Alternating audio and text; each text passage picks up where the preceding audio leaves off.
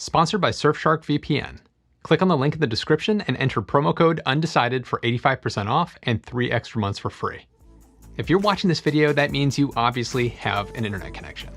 Although you may live in an area with limited providers or network speeds, you still have internet accessibility, which can improve everything from entertainment to work to education and to healthcare.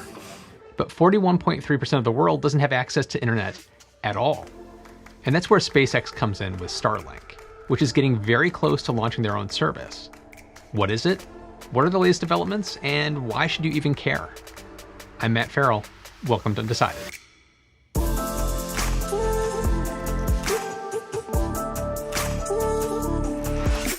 So as I mentioned, internet access isn't ubiquitous. Just over 40% of the world doesn't have any access to the internet yet. And even in areas with access, it can be spotty if you're not in a more urban area. Places like Africa, the Middle East, and Asia are lagging behind areas like North America and Europe.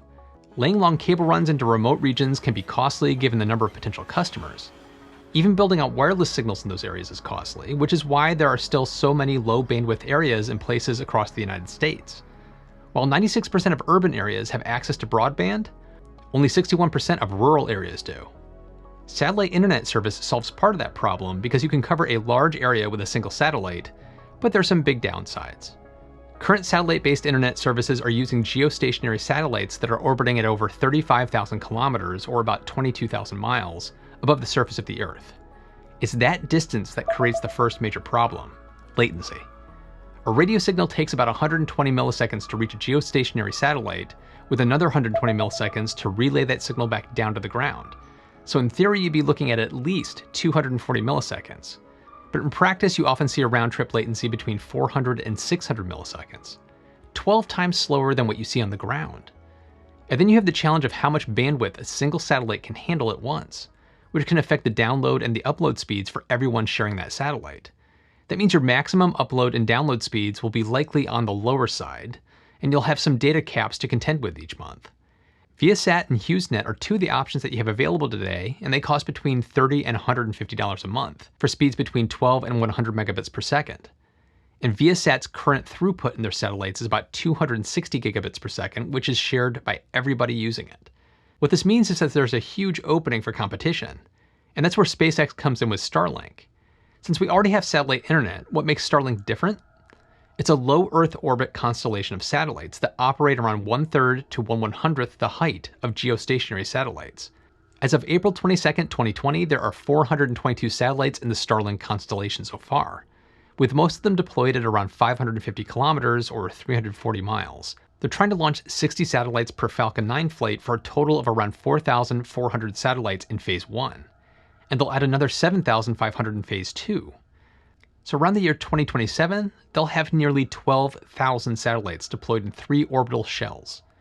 Now, it's not guaranteed, but SpaceX has also submitted paperwork for an additional 30,000 satellites beyond that. So why so many satellites?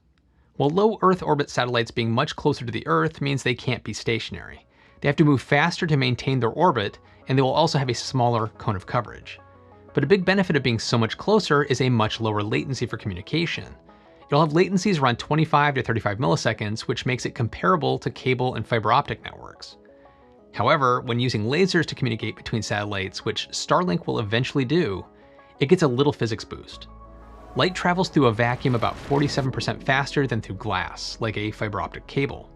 So even when accounting for transmitting from the planet and back, the faster laser transmission speeds between the satellites will give the network a latency edge compared to long stretches of fiber on Earth.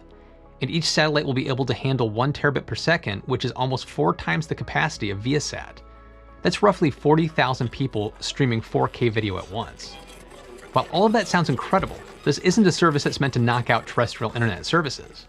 It's a service meant for a smaller segment of the market, which is primarily areas less densely populated. Just this past March, Elon talked about just that at the Satellite 2020 conference. The challenge for anything that is space-based is that the size of the cell is gigantic. Mm-hmm. So it's like I said, it's great for very low to maybe medium sort of sparsity situations, but it's not good for high density situations. We'll have some small number of customers in LA, but we can't do a lot of customers in LA because the bandwidth per cell is simply not high enough. With tens of thousands of satellites being put into orbit, it's going to dwarf everything that's come before. At this point in our history, we've only launched about 9,000 objects into space. And of those, a little less than 6,000 are still in use today. SpaceX is going to triple that number in 5 to 7 years. And if they move forward with the additional 30,000, you can probably understand why a lot of people are concerned about overcrowding and space debris. If you've ever seen the movie Gravity, then you probably know about the Kessler syndrome. It's the theory that an object colliding with another in a densely packed area of space could cause a cascade of destruction. The FCC required very strict plans from SpaceX to mitigate space debris, which meant achieving a higher level of deorbiting reliability than NASA uses for itself. That's 90% of satellites reliably deorbiting. With a targeted lifespan of 5 to 7 years, SpaceX told the FCC that it will implement an operations plan for the orderly deorbit of satellites nearing the end of their useful lives at a rate far faster than is required under international standards, and that SpaceX satellites will deorbit by propulsively moving to a disposal orbit from which they will re-enter the Earth's atmosphere within approximately 1 year after completion of their mission. About 95% of the satellite's parts will disintegrate in the Earth's atmosphere as they deorbit. There's also been concerns about the impact on astronomical observations, with the satellites being very visible when they're deployed and also noticeable as they're tumbling their way to their final orbit. Astronomers are worried about the light pollution. SpaceX has been working with astronomers to address these concerns with strategies like painting sections of the newer satellites black to reduce the reflection, or adjusting their orbit orientation to minimize how the satellite will catch and reflect sunlight towards the surface of the Earth during their orbit, and even adding a sunshade to the satellite to help block reflections. They're calling it VisorSat. There's still a lot of outstanding questions about how this will ultimately impact visual and radio telescope observations, but SpaceX is actively trying to address them. And SpaceX isn't the only company working on low Earth orbit constellations for internet service. Companies like Telesat, OneWeb, and Amazon all have plans, but nobody has successfully launched a business out of this. Amazon is working on Project Kuiper, which will have around 3,200 satellites, but has yet to put any satellites into orbit. And OneWeb, which launched 74 satellites, just filed for bankruptcy in March of 2020. I mean, it's real important to just set the stage here for LEO communications constellations. Guess how many LEO constellations didn't go bankrupt? Mm-hmm. 0. Right. 0. Mm-hmm. Iridium's doing okay now, but the Iridium 1 went bankrupt. Orbcom went bankrupt. Globalstar bankrupt. Teledesic bankrupt. Am I leaving anyone out? There's a bunch of others that didn't get very far that also went bankrupt. Anyway, they all went bankrupt. So you're focusing on making it work first? Not bankrupt. There's a huge business opportunity here for the company that can get up and running first, which is obviously looking like it's SpaceX.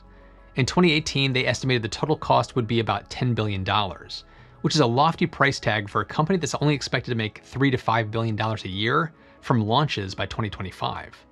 The projections for yearly revenue from Starlink are $30 to $50 billion a year by 2025. But that's a means to an end for Elon and SpaceX. In a media call before the launch of the very first Starlink satellites, Elon said, "We see this as a way for SpaceX to generate revenue that can be used to develop more and more advanced rockets and spaceships. We believe we can use the revenue from Starlink to fund Starship," which leads right into their goal for becoming a multiplanetary species. There are really two fundamental paths. History is going to bifurcate along two directions. One path is we stay on Earth forever, and then there will be some eventual extinction event. I don't have an immediate doomsday prophecy, but it's eventually, history suggests there will be some doomsday event. The alternative is to become a spacefaring civilization and a multi-planet species, which I hope you would agree that is the right way to go. Yes? Back on Earth, we're not going to have to wait too much longer to see Starlink in action. But before I get to when Starlink is actually going to be available, it's a good time to talk about getting a VPN for your internet, whether it's terrestrial or space-based. I'd like to thank Surfshark for sponsoring this video. I always use a VPN when traveling and using free Wi-Fi in airports and hotels, but that's not the only reason to use one. Surfshark encrypts all of the data that you send over the internet, so your private data like passwords, messages, photos, videos, or whatever you're doing online stays private. That means you can protect your online identity from tracking and commercial targeting that we see with so many services today. With Surfshark's Clean Web, it will block ads, trackers, and malicious websites, making it safer to use the internet, even at home. One of the best parts of Surfshark is that it's easy to set up on all your devices, whether that's an iPhone or Android, Mac or PC. Surfshark is the only VPN to offer one account to use with an unlimited number of devices. Use my code to get 85% off plus 3 extra months for free. Surfshark offers a 30-day money-back guarantee, so there's no risk to try it out for yourself. Link in the description below, and thanks to Surfshark and to all of you for supporting the channel. Now, the private beta service is scheduled to start in northern US and Canada around August of 2020, with a public beta following up in November of 2020. Part of the reason for the limited scope is due to where the current satellites are orbiting. As more satellites join the constellation, we'll see more areas rolled into the beta program. It's going to be interesting to see how well the system performs over the next year or two, and what opportunities it opens up for mobility, internet access, and other businesses. Areas that have no or poor internet availability will benefit the most from Starlink, but so will areas that lack competition. And if this proves out to be as low latency as promised, it could be a huge moneymaker for high-frequency stock traders. It's not just gamers that benefit from low latency. Starlink's projected 25 to 35 millisecond latency is faster than anything stock traders have available today between major trading centers in the US and Europe. In businesses where every millisecond counts, Starlink could mean big business. Now, if you like this video, be sure to check out my video on EV charging. Even if you're already familiar with EVs, I cover some aspects of how charging works and what it means for our electric grid. Now jump into the comments and let me know what you think about Starlink. And as always, thanks so much for watching. I'll see you in the next one.